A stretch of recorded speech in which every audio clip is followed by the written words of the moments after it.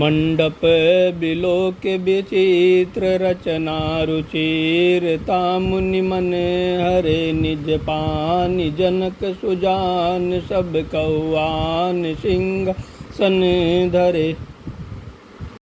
कुल इष्ट सरिस वशिष्ठ पूजे विनय कर आसन लही कौशिकाहि पूजत परम प्रीत किरीट तो न परई कही।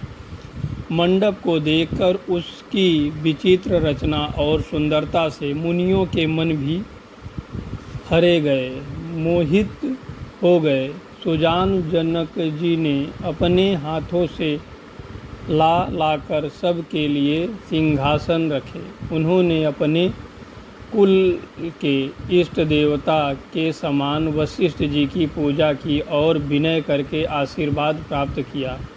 विश्वामित्र जी की पूजा करते समय की परम प्रीति की रीति तो कहते ही नहीं बनती। वामदेव आदिक ऋषि पूजे मुदित महिष दिए दिव्य आसन सबहि सब सन लही आशीष। राजा ने वामदेव आदि ऋषियों की प्रसन्न मन से पूजा की, सभी को दिव्य आसन दिए और सबसे आशीर्वाद प्राप्त किया। बहुविध कीन कौशलपति पूजा जाय ईश समभावन दूजा। कीन्ह जोर कर विनय बढ़ाई कह निज भाग्य विभव बहुताई।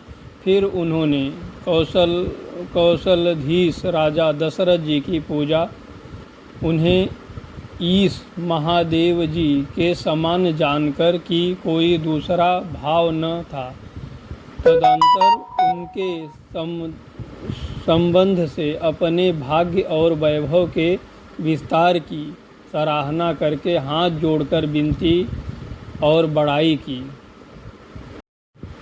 पूजे भूपति सकल बराती समधि समसादर सब भांति। आसन उचित दिए सब काहू कहा कहो मुख एक उछाहू। राजा जनक जी ने सब बरातियों का समधि दशरथ जी के समान ही सब प्रकार से आदर पूर्वक पूजन किया और सब किसी को उचित आसन दिए। मैं एक मुख से उस उत्साह का क्या वर्णन करूं। सकल बरात जनक सन्मानी दान मान बिनती बरबानी। विधि हरि हरो दिशि पति दिन राहु जे जानेहु रघुवीर प्रबाहु। राजा जनक ने दान मान सम्मान विनय और उत्तम वाणी से सारी बारात का सम्मान किया। ब्रह्मा विष्णु शिव दिक्पाल और सूर्य को श्री रघुनाथ जी का प्रभाव जानते हैं। कपट भी प्रवर भेष बनाए कौतुक देखहीं अति सचुपाए। पूजे जनक देव सम जाने दिए सुवासन बिनु पहचाने। वे कपट से ब्राह्मणों का सुंदर भेष बनाए बहुत ही सुख पाते हुए सब लीला देख रहे थे।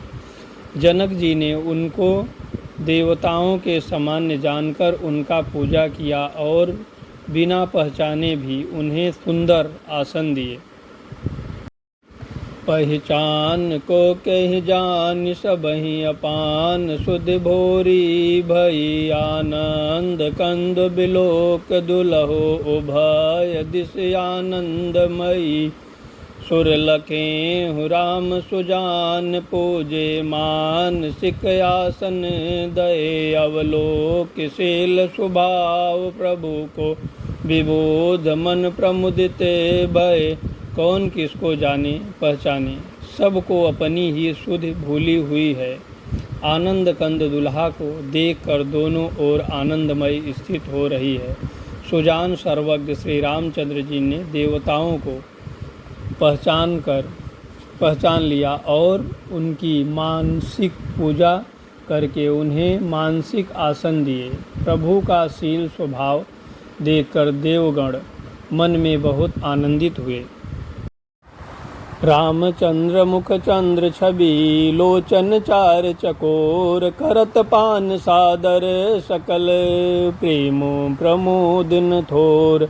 श्री रामचंद्र जी के मुख रूपी चंद्रमा की छवि को सभी के सुंदर नेत्र रूपी चकोर आदर पूर्वक पान कर रहे हैं। प्रेम और आनंद कम नहीं है अर्थात बहुत है। समव बिलोक वशिष्ठ बुलाए सादर सतानंद सुनियाए। बेग कुंवर अबया नहु जाई चले मुदित मुनियाय सुपाई। समय देखकर वशिष्ठ जी ने सतानंद जी को आदर पूर्वक बुलाया। वे सुनकर आदर के साथ आए। वशिष्ठ जी ने कहा, अब जाकर राजकुमारी को शीघ्र ले आइए। मुनि की आज्ञा पाकर वे प्रसन्न होकर चले। रानी सुनि पुरोहित बानी प्रमुदित सखिन समेत सयानी। विप्र बंधु कुल वृद्ध बुलाई कर कुल रीति सुमंगल गाई। बुद्धिमती रानी पुरोहित की वाणी सुनकर सखियों समेत बड़ी प्रसन्न हुई। ब्राह्मण की स्त्रियों और कुल की बूढ़ी स्त्रियों को बुलाकर उन्होंने कुल रीति करके सुंदर मंगल गीत गाए। नार बेस जे सुरबर बामा सकल स्वभाव सुंदरी श्यामा। तिन्हि देख सुख पावहि नारी बिनु पहचाने प्राणहु ते प्यारी। श्रेष्ठ देवंगनाएं जो सुंदर मनुष्य स्त्रियों के भेष में हैं, सभी स्वभाव से ही सुंदरी और श्यामा 16 वर्षीय अवस्था वाली हैं। उनको देखकर रनिवास की स्त्रियां सुख पाती हैं और बिना पहचान के ही वे सबको प्राणों से भी प्यारी हो रही हैं। बार बार सन्मान हिरानी उमा रमा सादर सन समझानी। सिय सवार ज समाज बनाई मुदित मंडप चली लवाई। उन्हें पार्वती लक्ष्मी और सरस्वती के समान जानकर रानी बार बार उनका सम्मान करती हैं। रनिवास की स्त्रियां और सखियां सीता जी की श्रृंगार करके मंडली बनाकर प्रसन्न होकर उन्हें मंडप में लिवा चली।